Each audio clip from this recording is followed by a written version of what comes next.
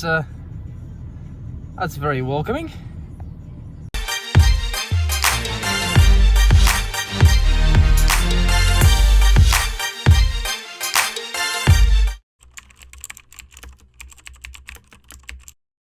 Hello YouTube, welcome back to the channel and welcome back to another video. Today we're going to be working on our high mileage BMW E60. As you can probably see there's a little bit of something going on with the rear wheel. I was driving this the other day and hit a pole hole, as I usually do. I mean, this is a daily drive. We drive this car daily. Hit a pole hole and managed to crack my rim into the passenger side rear alloy. I managed to crack it in two different places. I'll actually show you. Didn't realize, because I have a run flat sensor issue, didn't realize that I actually had a flat, a bit stupid of me, and ended up causing this to the tire. Now it's got a crack here. I've sanded down a little bit where the cracks are, just sort of have a look at what the damage is like. Here it had a weld. It was welded and it cracked on where the wheel was welded. Over here it's a completely new rupture that has caused the tire to lose pressure, and I've driven on it. I don't know for how long. Probably I've driven on it and caused that to the tire. So now we are rocking a BMW 3 Series alloy on the near side of the car. As you can see, the car sits somewhat, it doesn't sit straight, it's somewhat tilted to the left because of the smaller wheel. It's just a tiny bit smaller than the rest of the wheels, which are, I'm not sure, these are not original wheels, but they replicate the M3 wheels on E92 M3. They're pretty nice looking wheels, obviously, apart from the cosmetic sort of damage that they have. But I'm gonna look at replacing these.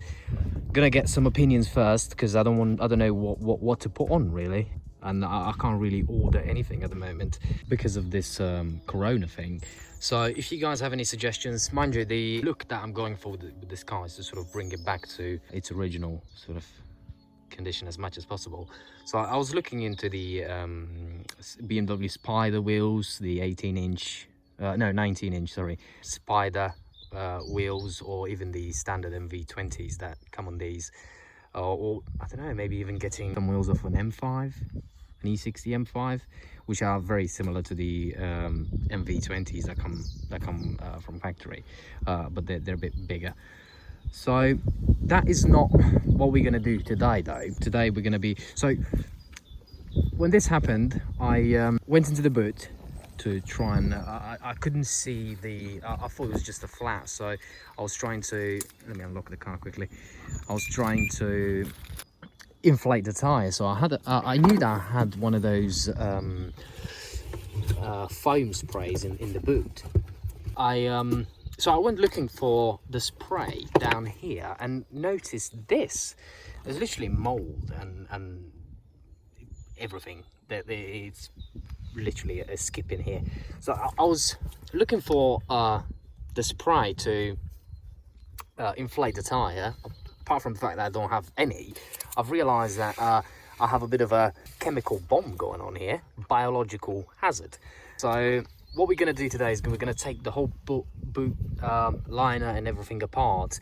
I think why this happened, about a year and a half ago, I had a bottle of water, I think it was a 5-litre bottle of water, that broke in the boot, and it leaked in the sort of spare wheel area. It obviously leaked through the carpet and ended up frying a module that's under there, next to the parking sensor modules. If I have a picture of that, I'll attach it to the video now.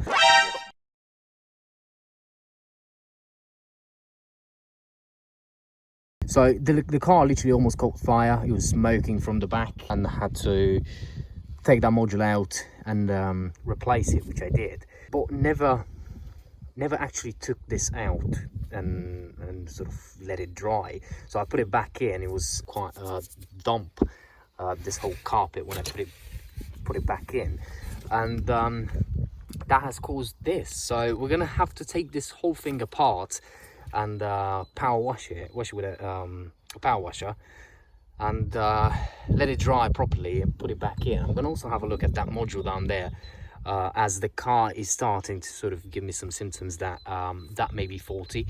By symptoms I mean the fact that the power doesn't go off, power to the sockets doesn't go off when I turn the car off, which is, well, very similar to the issue that we've had on the Audi. But the power outlets on BMWs, they should be going off when you turn the ignition off, but on this one it doesn't. So that is what it's causing it. I know that because that was a symptom that I was having about, you know, when that caught fire some time ago. So we're gonna have to sort of have a look at that as well, see whether it corroded again or something maybe going on with that. Clean this off, put it back in. The second job for today will also be, I'm not sure I've told you, but I have an issue with this window switch. I don't know if it's the window switch or some other thing going on in the door panel, but when the engine is off, when the engine is on, sorry, you cannot put your window down or up on the driver's side, which is well, very weird, because it works absolutely fine when the engine is off. So we're gonna have to also take a look into that, but we're not gonna do that today because it's gonna be quite time consuming. We're gonna take the whole panel off, plus we also have to take the whole carpet off in the boot. What we're gonna do is, I have this issue, if you can see with the light on the headliner here, I've got the door open, and this should be turning on. The one at the back, you can see that is on. This one isn't. However, if you tap it a little bit, it will turn on. Everything will work fine. It just has some, I don't know, something is wrong with it. There's also this microphone here that was installed well before I got the car. It's connected to that thing over there. It just connects to the, you know, it's a Bluetooth device. It connects to the car and your phone. Now, this whole issue with this thing not turning on, it is nothing major, but it's something that, you know, we need to address with this car. We have retrofitted one of these auto dimming rear view mirrors. The car came with just a standard rear view mirror that you have to, you know, turn the little clown nose over here to dim, and this one is got one of those light sort of sensors at the back. So if you see, if you cover that, it will auto dim. So the whole issue with this light cluster started, you know, to sort of happen when we retrofitted this, because I mean, we've connected this to we had to connect the power. It had a connector already in there for the rain sensor, and I think it's a light sensor for the automatic headlights. So we had to grab power from those sensors, which ultimately connect to this, if I remember correctly. So we're gonna have to take that out and see what the hell is going on in there. And you see, it's working fine now, but you have to trust me that it will stop working. It will work for a couple times. You open the door, shut the door, and then third time it will stop working.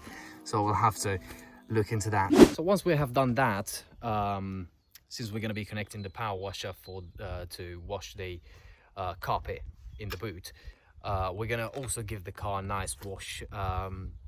Well, first of all, because it's super dirty, and we are going to get it ready for the next job that we're going to do, which is going to be taking the front wheels off, taking the brakes apart and give them a nice clean.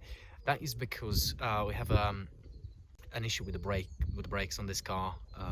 When you slow down from 70 to 60 miles an hour, you get this very heavy shaking in the steering wheel.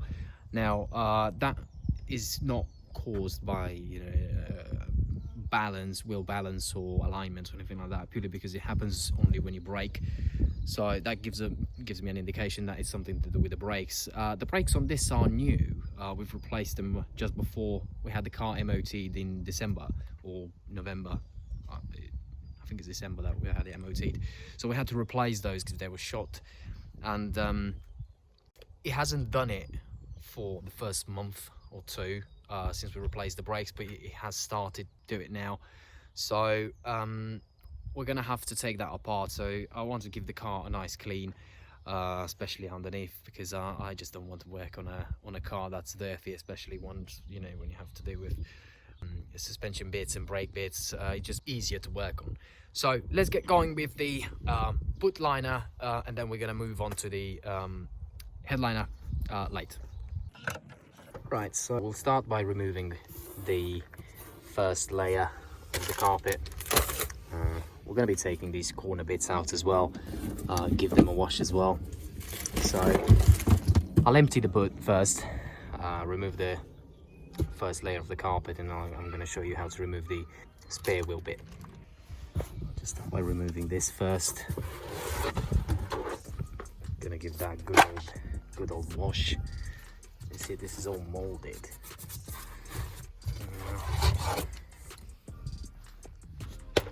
There. Now this has a 13mm nut on it, which I have never done back up by the looks of it when I've replaced that module. So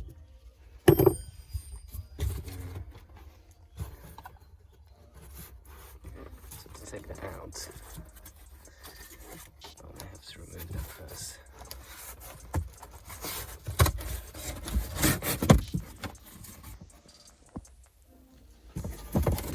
Let's take this bit out. Corner bit.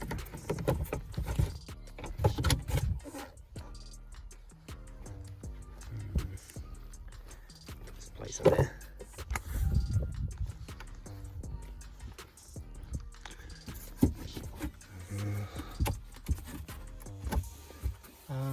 I think we're gonna take this out. We'll lift that plastic bit in place. I'm just gonna take this out. Should just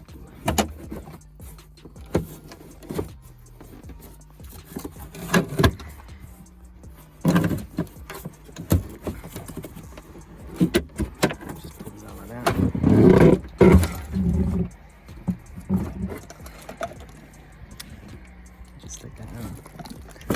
Place that there for the minute. Let's have a look. Right, so the module looks good. You can see there where the previous module caught fire. Front looks all right.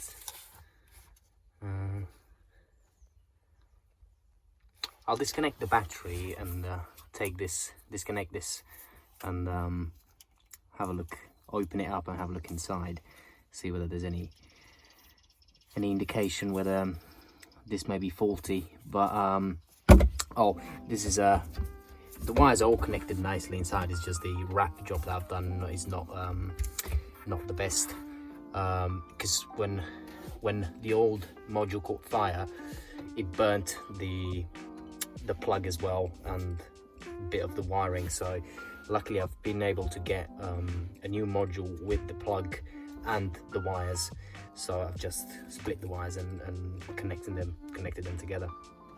So this is your parking sensor module, which the parking sensors don't work on this car, but it's not because of the module. The module it's fine. It's because of well, the individual parking sensors. And on these cars, if you have, I mean, it's the same on that one. If you have, I think it's more than 3 parking sensors that are not working, either at the front or at the back, or you may have 2 not working at the back and 1 at the front, the whole system will just shut down and it will not work. The way you diagnose these is just stick the car in reverse, so your parking sensor, or just activate your parking sensors and listen to them. put your ear next to the parking sensor and you will hear a ticking noise. If you can hear the ticking noise, then it's working fine. If it's just silent, then the sensor is faulty. So I'm gonna take this out as well, actually. Oh, this is held in with these clips. You need a flat head for that. You can undo this by hand, actually. Take it out. That's all it's like.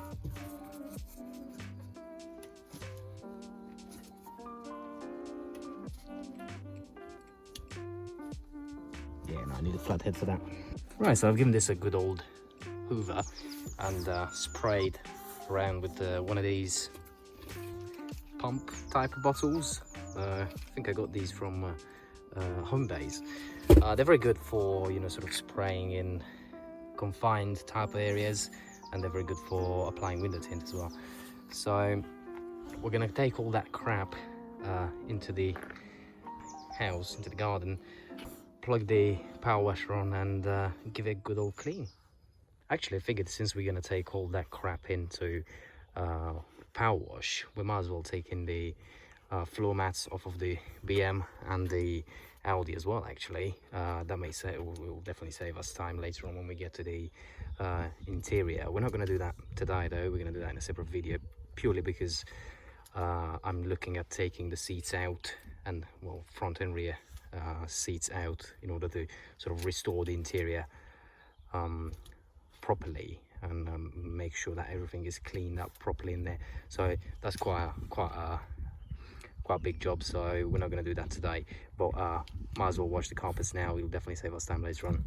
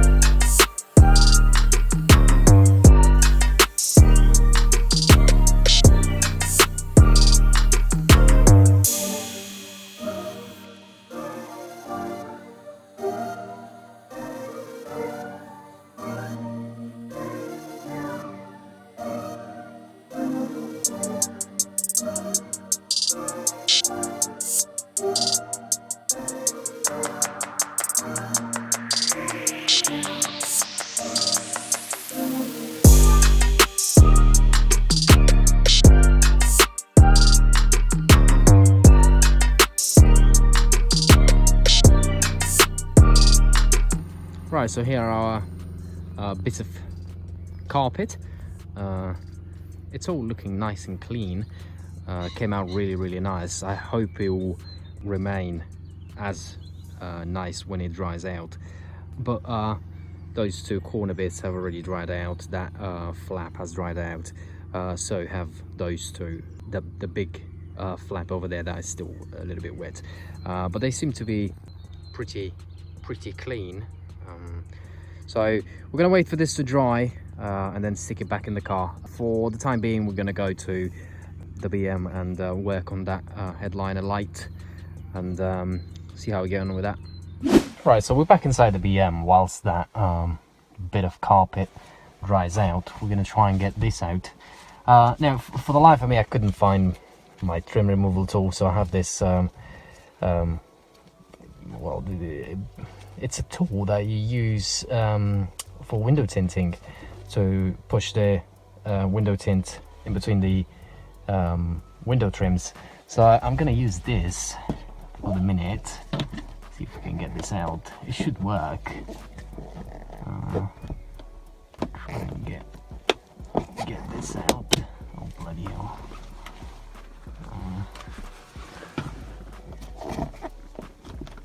I mean, I think this is how this is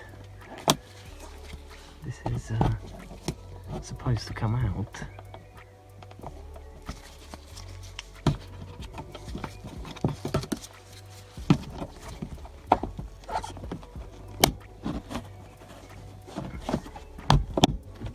Yeah, there you go. I hope I didn't break anything. So yeah, it's held in with these clips. It just clips onto the headliner. So here, have a look. So it's currently off. So that works. However, apologies for the difference in the video quality, but I'm filming this on a different setup. It's actually an older iPhone that I'm filming this onto now. The other one ran out of battery. The camera is not as good on this one, but it'll do the job. So you see, the one turned on at the back, and this one is not turning on. Oh.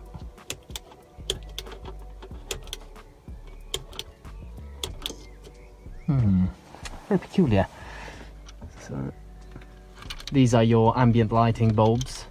They are LED bulbs. It glows red when the ignition is on.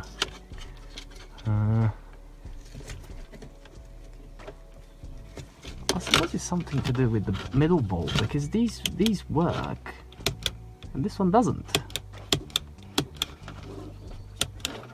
So it's got to be something to do with it.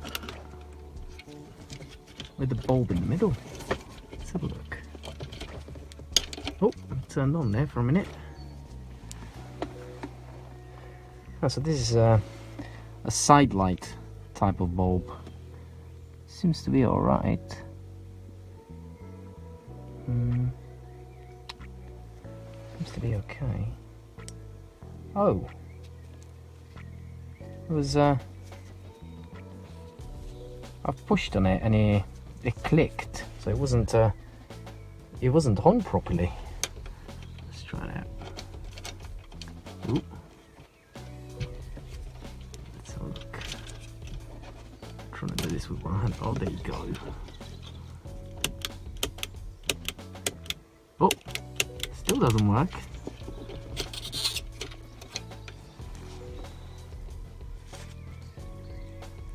Oh, it came out again. Why is it doing that? It clicked again when I pushed on it. It seems to be coming out when it's not even sitting properly in there. Look at it. Right. So we may have a bit of an issue with the bulb actually. Let's have a quick look.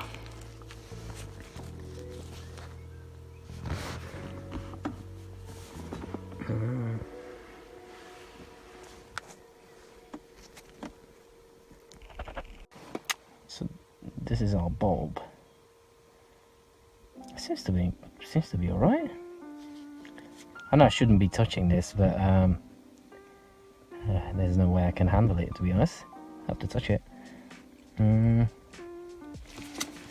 This is the mount, the thing that it goes onto. You see, the clips where it connects to, they're connected to these external clips, which then take the ground off of that, I suppose. They connect via these little tabs on the side. So I'm assuming when I turn this, it's pushing the bulb out somehow.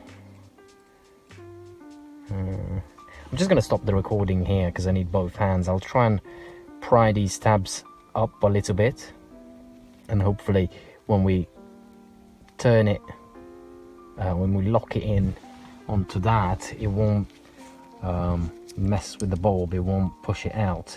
Let's see how that goes. Right, actually I had a better idea. So I've removed one of the reading lights, which is exactly the same bulb. So what I'm going to do is I'm going to switch this around, put the one that's messing about in the reading light and the one that it's good and turning on properly in the middle. So see if the issue follows where the bulb is. If it is, then we'll definitely have a problem either with the bulb or this connector here. So let's give that a go. Let's do that now. I'm doing this one-handed, which is a pain. Let's do that bad boy now. figure this is very boring stuff that I'm doing, but it's little things that we need to do in order to get this car sorted. So this turned on, and it's turning on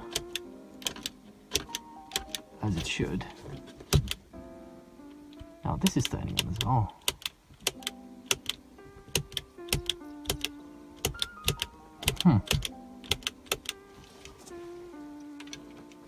Let's see.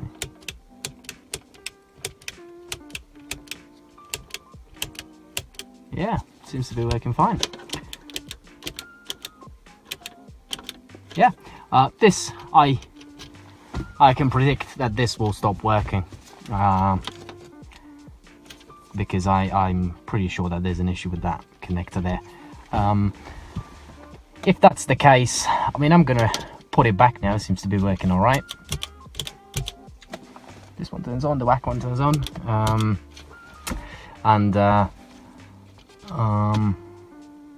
if the issue comes back on this side, I'm probably gonna get, I don't know, I probably can get these for very cheap, so I'm probably gonna get a new unit altogether. But we're gonna put it back at the moment for the minute and see whether we still got issues with it. If we do, we're just gonna replace it. If we don't, happy days. Before you say, oh, Adrian, you should put some nice bright LED bulbs in there. I don't know. I'm not too much into LED lights for interior. I think these standard halogen bulbs, they give a calming type of atmosphere to the car when you turn them on, as opposed to the LED lights, which I don't know. I don't really like them. Not for the interior. May give it a go, see how it looks, but from previous experience, I'm not into any car that we get ever come off sort of on our hands. We're never bothered to change these to LED lights purely because I'm just not into it that much. But we'll see. So to stick that back, I'm not going to fiddle with this microphone. I was thinking to sort of relocate it somewhere else, but I'm just going to leave it here purely because I haven't done this install. I don't know what type of wiring, I mean, what route they've taken to take the wiring from that to that. It's probably coming from the A-pillar through into the headliner, and then they've stuck up here, but I'm not going to mess with that too. I'm just going to leave it as it is. So to stick this back on, you just clip it back in, push it back.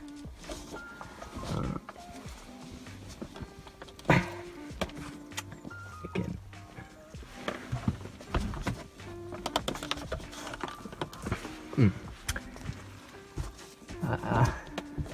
That don't seem to wanna go in.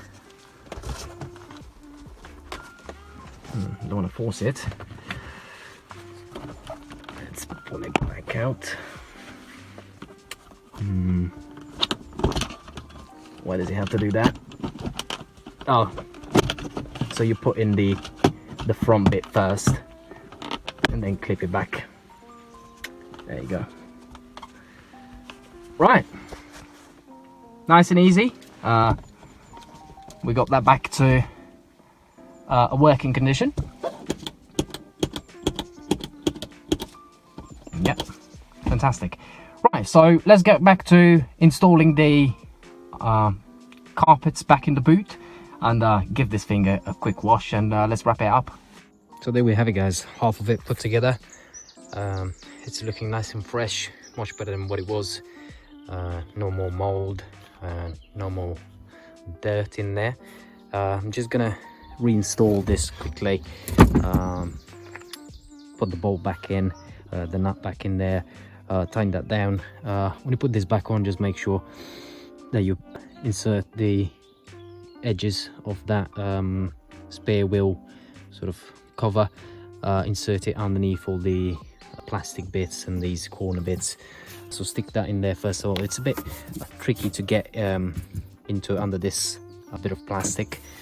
I suppose you can remove that, but I just sort of managed to squeeze in there without removing it. So we're going to stick the other bits back on, and we're going to call it a day for today. Unfortunately, guys, we won't have time to give the car a wash, purely because it's getting very late and it's getting dark.